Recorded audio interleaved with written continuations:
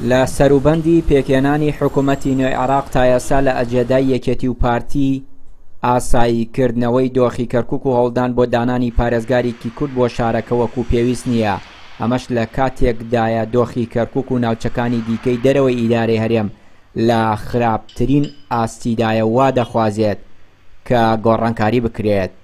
ئەندامێکی سەرکردایەتی کۆمەڵی دادگەری هۆکاری پەرتوو بڵاوی کورد و ئاسایی نەکردنەوەی دۆخەکە دەخاتە سوێی هەردوو حزبی حکومڕانی هەرێمی کوردستان.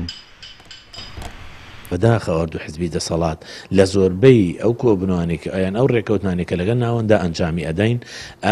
ئەمە ینی بەشێکی بچووکی ئەوانەیە کە باسی لێکردن بەرژەوەندی حزبی و شەڕکردن لەسەر پۆست و لەسەر ئەوەکەوەی کە بینیمان زۆر لەلای ئەمان گەورەتر و مەبەسترە و دەستخستنی زۆرترین لە ڕوومادیەوە زۆرترین داهات و دەستکەوت لا ئەمان لە پێشتر و مەبەسترە بۆیە داکۆچی لەسەر ئەوە ناکەن کە پارێزگاریی کەرکووک دابنرێ. بۆیە گرنگە لەم کات و ساتانەدا ئەمانە ئەگەر یعنی خەڵک ئێستا تێگەیشتووە لەوەی جارێ دوانسیان بەرژەوەندی حزبی وەلا نەنێن بەرژەوەندی گشتی نەخەنە پێش بەرژەوەندی حزبیانەوە و کار لەسەر ئەوە نەکەن کە ئەم جارە پارێزگاریی کورد لەم شارێ دابنرێ و خزمەتی هەموو گەڕەکەکان بە بێن جیاوازی پێکاتە و فەرە و ڕەگەز خزمەتی هەمووی نەکرێ بەڕاستی ئەم جارە خەڵکی کورد لەم شارەیە دەنگ نادە. هەرچەندە ماوەی چەند ڕۆژێکە دەنگۆی ڕێکەوتنی پارتی و یەکێتی لەسەر کەسێک بۆ وەرگرتنی پۆستی پارێزگاری کەرکووک بڵاو بۆتەوە، بەڵام ئەندامێکی سەرکردایەتی یەکێتی بۆ پەیاماشکرای دەکات ئەو هەوڵات تەنها هی یەکێتیە و ڕێکەوتنێک لە ئارادا نییە لە نێوان پارتی و یەکێتی. من ئومێ دەکەم یەکێتی و پارتی بتوانن لە یەک نزیک ببنەوە تا ئەم دقەی کە ئێمە قسەی تاکەین نەخێر هیچ ڕێکەوتنیە لەسەر هیچ ڕێکەوتنێک نەکراوە لەسەر پۆستی پارێزگاری کەرکووک، بەڵام برادرانی پارتی دیموکراتی کوردستان زۆر باش لەمە تێ ئەگەن و دەزانن ئەم ئیستیحقاقانە چۆن دابش کراوە چۆن دانراوە،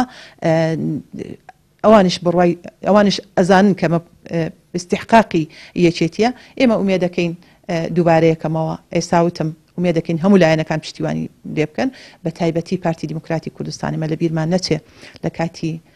ڕووداوەکانی دوای ڕیفراندۆم و 16 ئۆکتۆبەر ئەتوانم بڵێم بەشێکی ئەو بەرپرسیارەتی کە ئەم پارێزگارە بە وەکالەتە خۆی سەپان و تا ئەمڕۆ ماوەتەوە، یعنی بۆ ماوەیەکی وەقتی دانرا و کات ئەنجومەنی پارێزگا لە کارا بوو ئەیتوانی بە یەک دانیشتنێک دەنگ لەسەر کاندیدە کوردەکە بدرێەوە ڕاکانجبووری دوور ئەخرایەوە. ئەمە نەکەر کوردەنگی پێدا. من بڕوای تەواوم هەیە ئەو کاتە بەشێکی زۆر کێشەکان کۆتایی ئەهات لەگەڵ ڕاکانە ئەبووە ڕابردوو، بەڵام پارتی دیموکراتی کوردستان زۆر بەوازحی پێداگریان لەسەر ئەوە کرد کە نایەنە ئەو کۆبوونەوەیەوە بەشدار نابن لە دەنگدان بە کاندیدەکەی کورد. ماوەی 5 ساڵە بەهۆی ناکۆکی نێوان پارتی و یەکێتی نەتوانراوە دۆخی کەرکووک ئاسایی بکرێتەوە و پۆستی پارێزگاری کەرکووک کە پۆستێکی گرنگی ئیداریە لە شارەکە بۆ کورد وەربگیرێتەوە. هەر بۆیە بەو هۆیەوە دەیان بڕیار لە دژی کورد لەلایەن پارێزگاری بە وەکالەتی ئێسای کەرکووکەوە دەرچووە و یەکێتی و پارتیش خەریکی ململانی سیاسی و شەڕی پۆست و دەسەڵاتن لە بەغداد. چیانوری کەناڵی پەیام، کەرکووک.